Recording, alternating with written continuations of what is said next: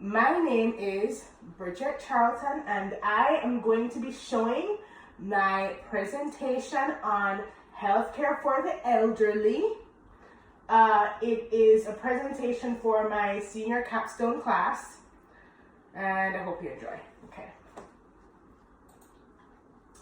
I decided to do the project on Santa Teresita, where we are currently working right now because it was easy to identify the problems and solutions.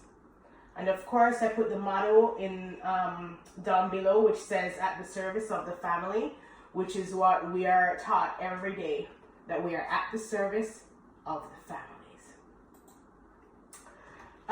The hospital was started by Mother Luisita, who was born in the early 1920s, and she became a Carmelite sister after she was widowed by her husband.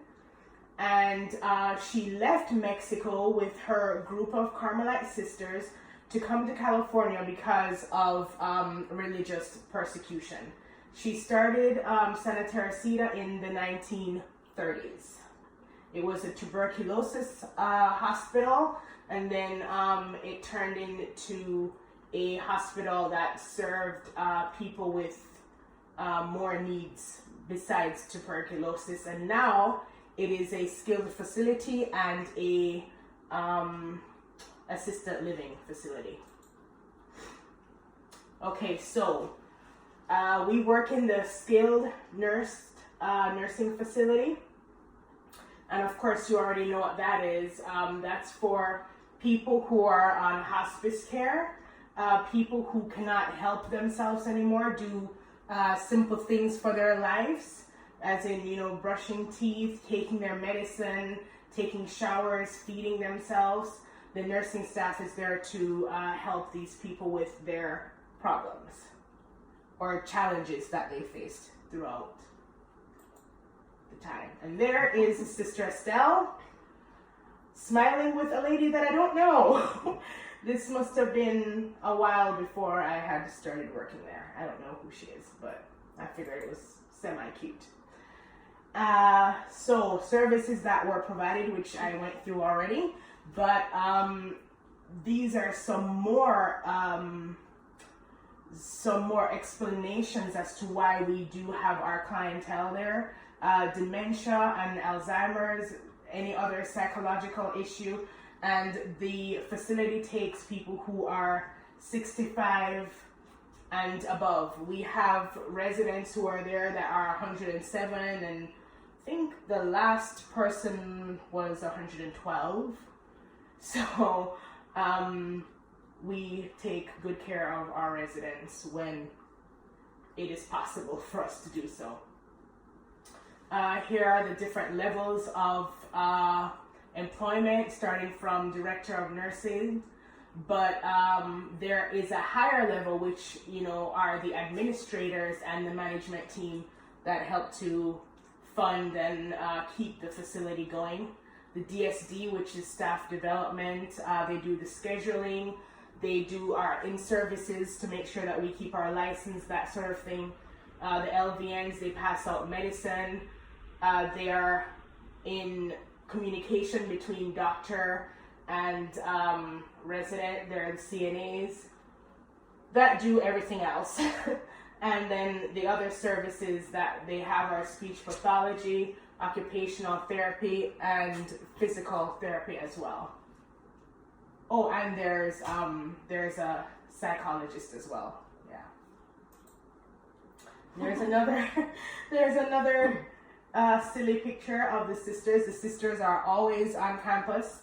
Their convent is literally right next door, so it's a big campus. It's a little bit of a walking distance, but they're pretty close. They randomly come in and check on us, make sure everything is being ran the way that they want it to. Now, problems in the facility have to do with miscommunication. A lot of the time, the administrators are not communicating efficiently with the DON or the DSD. sometimes CNAs and family members also have problems communicating, as well as LVNs, and that can cause a big mess, and actually it can degrade the quality of care that is being given to the residents who depend on us every day. Okay, so like I said, leadership was a huge problem. We have scheduling problems. Staff members cannot come in on some days, which make us short, and then we end up having more residents to take care of than we should have to. The legal limit in California in terms of resident to nurse is 15, although sometimes we end up having 20 or more, depending on how many people don't show up for work that day. Lack of respect is another issue in terms of CNAs to family members mostly, and it goes hand in hand. Sometimes CNAs feel as though the family members do not respect the job title and do not respect the care that the CNAs put into for their loved ones. And at times, family members may feel as though they're being misunderstood, therefore feeling disrespected. Let me see. Nursing staff. Yeah, understaffed. Yeah, we spoke about that already. Solution to leadership problems. Okay, so through the grapevine, we have been told time and time that there are problems in terms of financial support. And in the healthcare industry, you can hire independent companies to come in and do your finances. Or you can switch leadership roles, even though we understand it is a Catholic facility, and the sisters do like to stay in control of their business, but at times it can cause a lot of problems if sisters or other people are not educationally fit to do that particular job. Okay, so a better way of finding communication. Actually, another great thing that they could do is to have staff meetings monthly.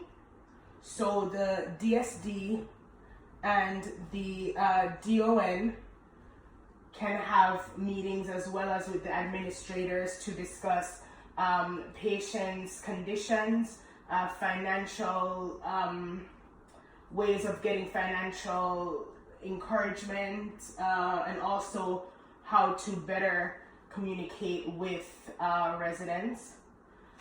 We could also get a liaison that helps CNAs navigate between residents and family members, because at times that can bring a lot of drama, and it really slows up time that we have to spend with each resident, and it creates not so great quality of care, and that's one of the things that we definitely need. And also we need to hire more people. We don't have enough people for any of the shifts. Okay, better pay. All right, that would be great. The starting CNAs that are just hired, are new grads. When I started, I got paid 10 an hour, which was nothing. And now I still feel like I am getting paid nothing, but it is better than it was before.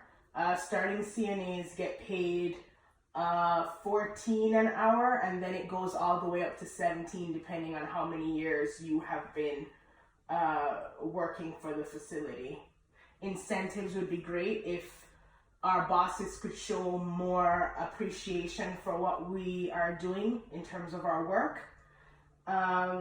Also, if family members say wonderful and nice, kind things about us, it would be nice if we could have a board where we could have all positive comments, or maybe alter them so that other people don't get jealous or upset, but just really nice comments. I like the way that this CNA takes care of my father, or I like nurse so-and-so, she's always on time. because family members do communicate that to our boss, but our boss does not communicate that to us.